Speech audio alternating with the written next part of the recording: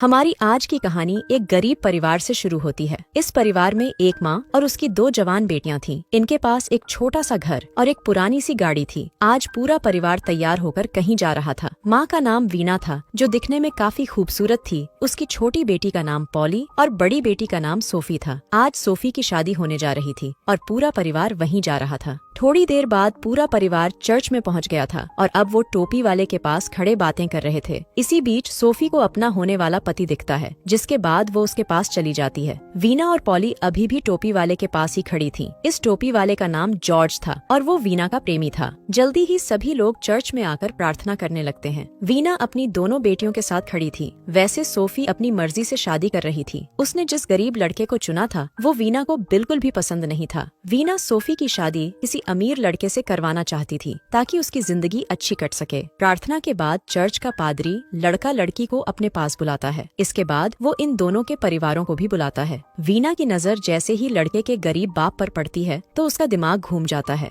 वो गुस्से में आकर उसकी गरीबी का मजाक उड़ाती है। इसके बाद वो उस पर हमला भी करती है और लड़कियों को लेकर बाहर चली आती है। वीना ने यहाँ से भागने का फैसला कर लिया था और वो जॉर्ज के साथ उसकी गाड़ी में बैठकर यहाँ से भाग जाती है। वीना को अपनी बेटियों से बेहद प्यार था। अपने पति की मौत के बाद उसने अकेले ही दोनों को पाला था। वो कभी नहीं चाहती थी कि उसकी बेटियां गरीब रहें, इसलिए उसने सोफी की शादी रोक दी थी। दूसरी तरफ दो पुलिस वाले जॉर्ज की गाड़ी का इंतजार कर रहे थे। जॉर्ज एक मुजरिम था और पुलिस उसे गिरफ्तार करना चाहती थी। जल्दी ही पुलिस को जॉर्ज की गाड़ी नजर आती है, जिसके बाद वो उसका पीछा करने लगे। जॉर्ज की गाड़ी वीना चला रही थी और जॉर्ज पीछे बैठा था। पुलिस उसके पास आकर वीना से गाड़ी रोकने को कहती है। वीना को लगा कि ये लोग सोफी को पकड़ने आए हैं ताकि उसे चर्च में ले जाकर उसकी शादी करवा सकें। पुलिस के बार बार कहने पर भी वीना गाड़ी नहीं रोकती और उसे रोकने के लिए पुलिस गोली चलाती है। ये गोली जॉर्ज को लग गई थी और वो चलती गाड़ी में ही दम तोड़ देता है। वीना ने जाने अनजाने में पुलिस से पंगा ले लिया था। उसे पता था कि उसने जॉर्ज की गाड़ी ना रोककर बहुत बड़ी गलती कर दी है। उसे ये भी समझ आ गया था कि अब पुलिस उसे भी मुजरिम समझ रही होगी और वो उसे भी पकड़ना चाहेगी। यही चीजें सोचकर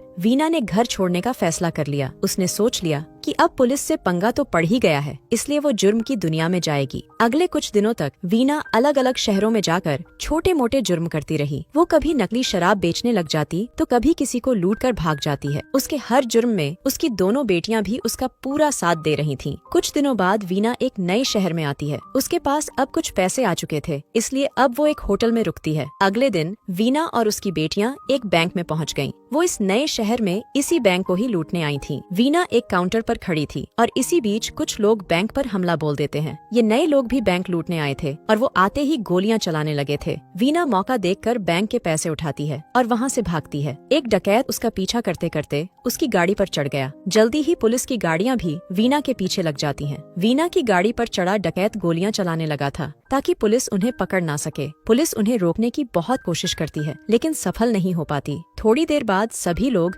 एक वीरान सी जगह पहुंच गए। वीना की गाड़ी में जो डकैत चढ़ा था उसका नाम ब्रेन था। वो वीना की खूबसूरती और उसकी दलेरी देखकर काफी हैरान था। उधर बैंक वाले पुलिस को वीना का हुलिया बता रहे थे। सभी को लग रहा था कि पूरी योजना वीना की थी और उसी के आदमियों ने गोलियां चलाई थीं। दूसरी तरफ ब्रेन अभी भी वीना के साथ था और उसके साथ खाना खा रहा था। वो वीना को बताता है कि मैं छोटे मोटे जुर्म करता हूँ और तुम्हारी दलेरी देखकर तुम्हारे साथ काम करना चाहता हूँ। वीना को भी उसकी बात पसंद आ गई, जिसके बाद वो उसे अपनी टीम में जोड़ लेती है। वीना इस वक्त शहर से दूर एक छोटे से घर में रहने लगी थी। अगले दिन वीना और उसकी पूरी टीम घोड़ों की रेस देखने आती है। वीना यहाँ बैंक का पैसा लगाकर ज्यादा अमीर होना चाहती थी। इसी जगह पर उसकी मुलाकात लेसनर नाम के आदमी से होती है। दोनों आज पहली बार मिले थे और पहली बार में ही दोनों ने एक दूसरे को पसंद कर लिया था। वैसे लेसनर भी मुजरिम था। वो घोड़ों की रेस में धोखाधड़ी करता था। वीना को रेस के बारे में ज्यादा नहीं पता था। लेसनर उसकी मदद करता है और धोखेबाजी कर वीना को रेस जिता देता है। वीना को लेसनर भी पसंद था और वो उसके काम से भी खुश हो गई थी। अब उसने लेसनर को भी अपनी टीम में जोड़ लिया था, जिसके बाद ये लोग लूटपाट करने लगते हैं। एक रात वीना और लेसनर प्यार कर रहे थे। ब्रेन कमरे के बाहर खड़ा उन दोनों की आवाजें सुन रहा था। लेसनर का डंडा वीना के अंदर था, इसलिए वो आवाजें निकाल रही थी। उसकी आवाजें सुनकर ब्रेन भी गर्म हो गया था। इसी बीच वीना की छोटी बेटी पॉली उसके पास आती है और ब्रेन को लेकर अपने कमरे में आ जाती है। अपनी माँ की गर्म आवाजें सुनकर पॉली भी गर्म हो चुकी थी। वो जल्दी जल्दी अपने कपड़े उतार कर ब्रेन के साथ शुरू हो जाती है। जल्दी ही पॉली की गर्मी शांत हो गई, जिसके बाद वो अपनी बहन सोफी के पास आती है। अब वो उसे भी अपने साथ लेकर ब्रेन के पास आ गई। आज रात ब्रेन की किस्मत जाग गई थी, क्योंकि उसके साथ दो लड़कियां सोने वाली थीं। अब वीना पूरा दिन लेसनर के साथ रहती और उसकी बेटियां ब्रेन के साथ। ये लोग दिन में चोरी डकैती करते और रात को एक दूसरे से प्यार। कुछ दिनों बाद सोफी अपनी बहन पॉली को बताती है कि मैं ब्रेन के बच्चे की माँ बनने वाली हूँ। उसकी बात सुनकर पॉली हैरान हो गई और वो उसे चुप रहने को कहती है। अगले दिन ये लोग फिर से एक लूटपाट करते हैं और भागते वक्त पुलिस इनके पीछे लग जाती है। पुलिस इन्हें रोकने के लिए गोली चलाती है और उसकी गोली से सोफी जख्मी हो जाती है। सोफी की हालत देखकर पॉली ने अपनी माँ को सब बता दिया कि सोफी माँ बनने वाली है। सोफी के बारे में जानकर वीना हैरान हो गई। वो ब्रेन पर भी बेहद गुस्सा करती है, लेकिन जब ब्रेन कहता है कि मैं सोफी से शादी करना चाहता हूँ, तो वीना का सारा गुस्सा शांत हो जाता है। अब वीना ने बड़ा हाथ मारने का फैसला कर लिया था। वो बड़ा हाथ मारकर जुर्म की दुनिया छोड़ना चाहती थी। कुछ दिनों बाद वीना ने बड़े जुर्म पर काम शुरू कर दिया। वो इस वक्त गोल्फ क्लब में थी और उसकी नजरें जैस्मिन नाम की लड़की पर थीं। जैस्मिन शहर के अमीर कारोबारी की बेटी थी। वीना ने उसे अगवा करने का मन बना रखा था और मौका मिलते ही वो उसे उठा लेती है। वो जैस्मिन को लेकर एक बड़े से घर में आती है। ये घर शहर से दूर था और वीना जैस्मिन को यहीं रखने वाली थी। जैस्मिन को एक कमरे में लाकर उसके हाथ पैर बांध दिए जाते हैं। रात होते होते पूरे शहर को पता चल गया कि अमीर कारोबारी की बेटी का अपहरण हो चुका है। अगले दिन लेसनर रेडियो सुन रहा था और रेडियो में बताया जाता है पुलिस को छानबीन के दौरान पता चल गया है कि कारोबारी की बेटी को वीना और उसकी टीम ने उठाया है। वीना पर पहले से ही कई केस चल रहे हैं, लेकिन वो हर बार पुलिस से बच जाती है, जिस कारण पुलिस ने फैसला किया है कि उन्हें यहाँ भी वीना और उसकी टीम दिखेगी, वो उन्हें वहीं मार देंगे।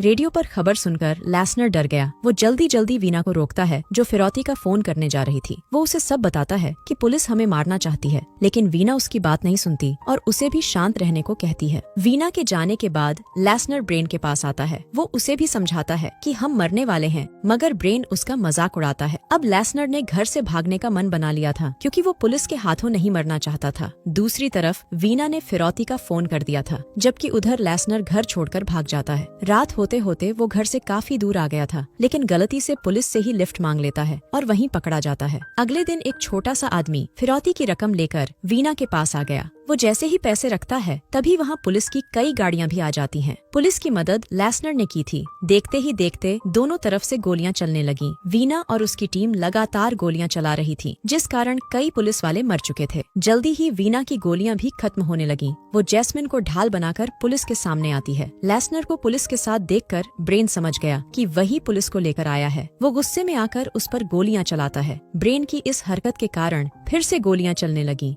जैस्मिन मौका देखकर भागती है और जल्दी ही पुलिस उसे संभाल लेती है। इसी बीच पॉली और सोफी ने एक गाड़ी उठा ली और वीना गाड़ी में बैठकर भाग जाती है। लेसनर मर चुका था और ब्रेन भी पुलिस के हाथों मारा जाता है। वीना फिर से भाग गई थी और वो पुलिस से काफी दूर निकल आई थी। तीनों माँ बेटियां आज बेहद खुश थीं, क्योंकि फिरौती की रकम उनके ही पास थी। कहानी के आखिर में वीना अपनी बेटियों से कहती है, मैं तुम्हें गरीब नहीं देख सकती थी। इतना कहकर वो मर जाती है और उसकी बेटियां रोने लगती हैं। वीना को भी गोलियां लगी थीं और वो काफी जख्मी थी। इसी के साथ इस कहानी का यही अंत हो जाता है। हमारी वीडियो देखने के लिए बहुत बहुत धन्यवाद।